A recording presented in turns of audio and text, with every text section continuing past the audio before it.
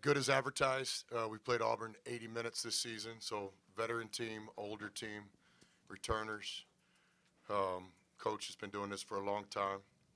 Um, so yeah, just as good as advertised. A team that definitely, in my opinion, is one of the handful of teams that would be kind of the favorite to win 6 games in three weekends. I think the tell of the game for us is if you'd have told me before the game that we could get to 80 something points and we are going to shoot close to 50 from the field and make some threes right around mid 30s, get to the free throw line more or equal to Auburn, and take care of the ball relatively well, 10 or less turnovers. I wouldn't have predicted that we were going to win the game, but I would have predicted we'd have a chance to win the game. But that wasn't the story. Y'all saw it because on the other side of the floor, just non-existent defense from Ole Miss. It's not just the players; it's everybody in the program. I think you give Auburn credit. Very, very difficult to guard when they're making shots like they were basically in the first 6 to 8 minutes of the game. Um, they won't lose. Um, Calmed down a little bit, and they missed a few, and we got back in the game at halftime.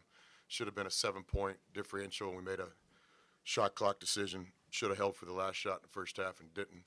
Um, but no, defense just non-existent, and I would say a lot of it had to do with Auburn. Really difficult to guard. They come at you in waves with depth, and so that was the tell of the game from our perspective. Thought offensively we gave ourselves a chance to be in the game, and then defensively we just didn't have a defense tonight. That's my longest opening statement in the history of college basketball.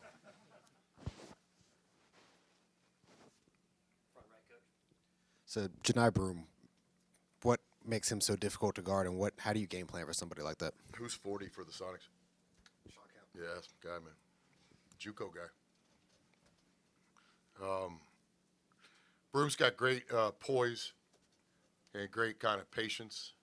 It's one of those players that on film you might even kind of misguided as like, man, is he playing hard? Does he take plays off? And I don't think I'm sure he does that from coach's perspective, but he plays with a poise and kind of a pace, kind of a pro pace. And that makes sense because he's a pro. I think he makes timely plays too in big moments. It's a luxury for any team to be able to calm the game down and just throw the ball inside. Um, Challenge to guard him. If you double him, he's such an improved passer that I think even from last year, it's not just about his left hand anymore. He can pass the ball. And if you don't double him, he's more than capable of getting to the free throw line or scoring. I don't know him. Shook his hand 4 times, and but he plays with a lot of poise. A lot of that's the thing that I'm most impressed with is it doesn't seem to get too high or too low on a team that has some emotional characters, no doubt about it. Uh, I think Broom's kind of the steady rock in my opinion. Coach, your team shot nearly 50% tonight and lost. Multiple coaches have come into this press room and talked about the strength of the SEC this year in basketball. Can you give us a comment on the strength of the league this year? It's just as good as advertised. It starts with some of the best players in the league staying in the league. I think the SEC's commitment overall to embracing name, image, and likeness has been a real factor. Um, Good recruits in the league, good transfers.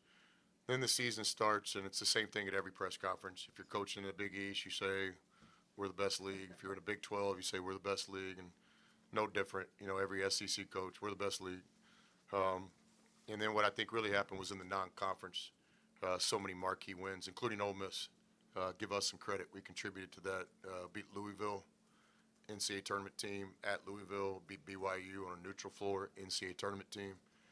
Beat a really good Colorado State team, sneaky NCAA tournament team, in my opinion.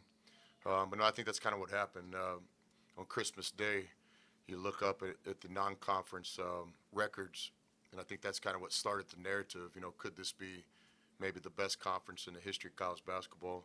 Now, to me, the validation is what happens in March. But in my opinion, there's 4 teams in this league that are almost kind of favorites to be in that 10 to 12 schools that basically kind of have an advantage. Like that's a team that could win 6 games in 3 weekends. Then you got the next tier, and despite what you saw today from Ole Miss on the defensive end, I do think that we are in that next tier. I think we are a team that, if we can figure out some things defensively and just keep getting better over time, we could be one of those teams that, depending on how the bracket opens up and what have you, we've done it before, and so I think we're kind of in that next tier. Go far left in the back. Chris Baker-Mazara had 40 in 2 games against you guys. He'd been kind of back and forth with some injuries the last few weeks. When he's healthy, what does he give that team as kind of an X factor? He's got a great role on this team, in my opinion. A lot of times young players hear the word role and they think they're being disrespected.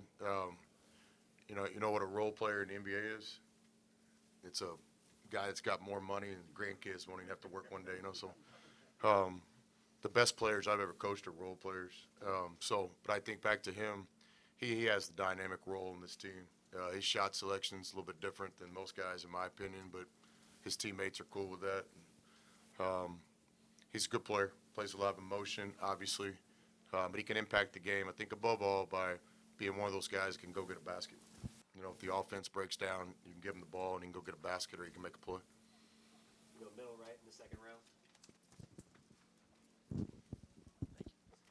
Coach, in your last 4 games of the season, including tonight against number 1, number 5, and number 3, even in a 30-point loss, do you take anything positive away from this that can help you against Tennessee and Florida in those last 2?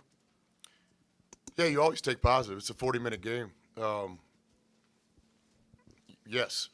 Again, I thought offensively tonight, again, if you'd have told me before the game, we shoot those percentages, take care of the ball, get some balanced scoring, get to the free throw line. And, again, I'm not predicting a win at number 1 Auburn, but I'm predicting that we'll be in the game, can maybe make it interesting late.